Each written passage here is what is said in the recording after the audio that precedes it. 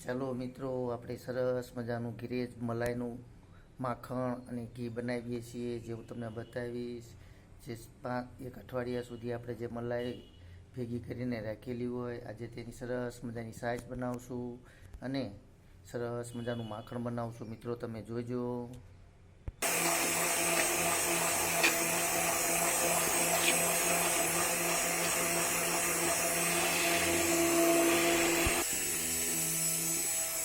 તમે જોઈ રહ્યા છો મિત્રો, સરસ મજાનું આપણું માખણ ઘરે તૈયાર આ રીતે થાય છે મિત્રો.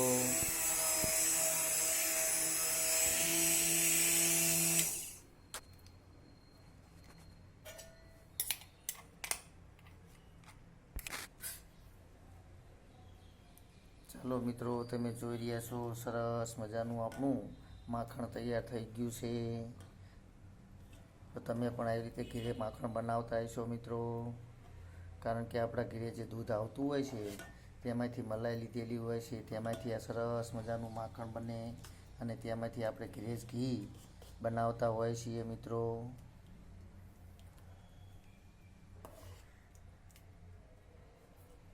સરસ મજાનું માખણ અને બાજરીના રોટલા ખાવાની ખૂબ જ મજા આવતી હોય છે મિત્રો. ચાલો મિત્રો, તો આપણું સરસ મજાનું માખણ તૈયાર થઈ ગયું છે.